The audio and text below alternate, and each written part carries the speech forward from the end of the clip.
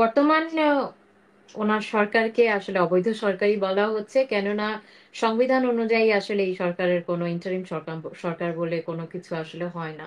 এবং আমরা কিছুদিন আগে ওনার নিউলি অ্যাপয়েন্টেড একজন অর্থনীতি বিষয় সম্পর্কে বাংলাদেশের ওনাকে পরামর্শ দিয়ে সাহায্য করবেন আনিসুজ্জামান চৌধুরী, ওনার একটি বক্তব্য শুনেছি যে অর্থনীতির বর্তমান বাংলাদেশের অর্থনীতির ভয়াবহ বাজে অবস্থা, যেটা উনিই বলছেন, অনারই লোক বলছেন যে বিগত 15-20 বছরের মধ্যে আসলে বাংলাদেশের অর্থনীতির এতটা জঘন্য বাজে অবস্থা হয়নি। অথচ আমরা দেখেছি উনি সুইজারল্যান্ড গিয়েছিলেন একটি একটি আম, আম, একটি সম্ভবত সামিট বা এরকম কোথাও, যেখানে 47টা মিটিং উনি করেছিলেন।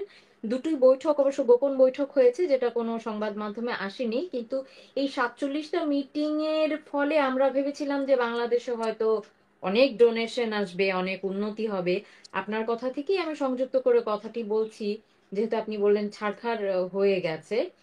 তো উনি আসলে ক্ষমতা বসবার পূর্বে এবং ক্ষমতায় বসবার পরে একটি আহ, হুমকি দিয়েছিলেন, বলেছিলেন যে ভারত যদি আসলে কোনো রকম হস্তক্ষেপ করে বাংলাদেশের বিষয়, তাহলে সেভেন সিস্টার্স এর অবস্থা উনি একটু বেসামাল করে দিবেন। তো এই বিষয়ে আসলে আপনার মতামত কি দাদা? বালখিল্য কথাবার্তা। আমি কি বলবো, কিছু বলাই, এর উত্তর দেওয়াটাই অপ্রয়োজনীয়। আর আমি দেখেছি উনি যা কথা বলেন তার অর্ধেকটাই অবান্তর। হ্যাঁ, ভীষণ অবৈজ্ঞানিক কথাবার্তা উনি বলেন।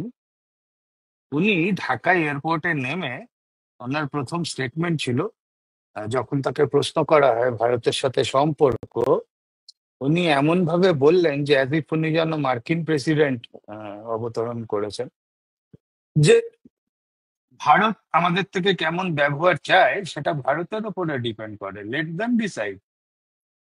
ভারত যা চাইবে আমরা ঠিক তাই ফিরিয়ে দেবো বলেই উনি একটা সেভেন সিস্টার্স স্টেটস এইসব বলে বসেন, কিন্তু ভারত প্রপারলি কোনো উত্তর দেয়নি। ভারত সরকার তো ভীষণ টলারেন্স, মানে টলারেন্ট, তাদের টলারেন্স অনেক হাই। তো আমি ডক্টর ইউনূসকে বলতে চাই যে আপনি কিভাবে নোবেল পেয়েছেন, বা এইসব ইতিহাস কেন টেনে আনবো, আমি বর্তমান নিয়ে কথা বলি। আপনি শান্তিতে নোবেল পেয়েছেন, আর আপনি বাংলাদেশটাকে 6 মাসের মধ্যে শান্তির মরুদ্যান বানিয়ে দিলেন। গোটা বাংলাদেশ খুঁজে কোথাও 1 ইউনিট শান্তি খুঁজে পাওয়া যায় না, কেউ বেঁচে নেই। 18 কোটি জনতা প্রতিদিন মরছে।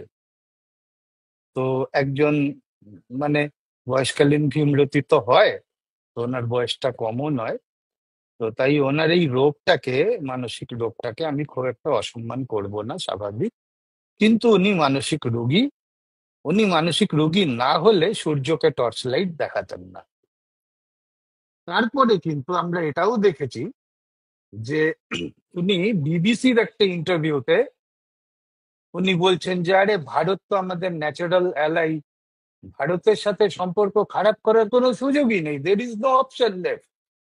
একটাই অপশন যে ভারতের সাথে সুসম্পর্কটা রাখতেই হবে।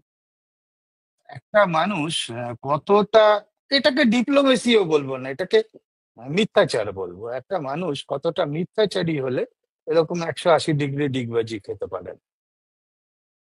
That is the thing.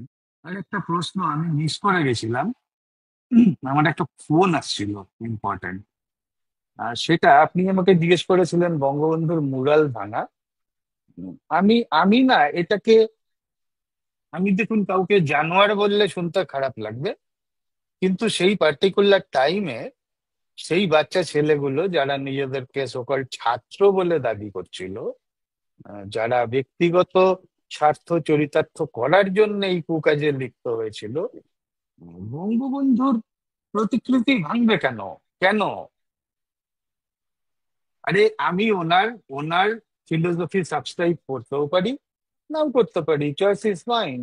Here is the beauty of গণতন্ত্র, here is the beauty of democracy.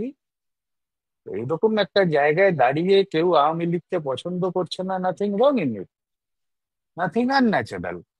কিন্তু তা বলে বঙ্গবন্ধুর প্রতিকৃতিকে ভাঙা, তার উপরে ইউরিনেট করা, উম, এটা সভ্য সমাজে এদেরকে মানুষ বলা হয় না, এরা চতুষ্পদ। এরা মানবতার পক্ষে অভিশাপ, এরা সভ্যতার পক্ষে অভিশাপ। এদের আমি মানুষ বলে গণ্যই করি না।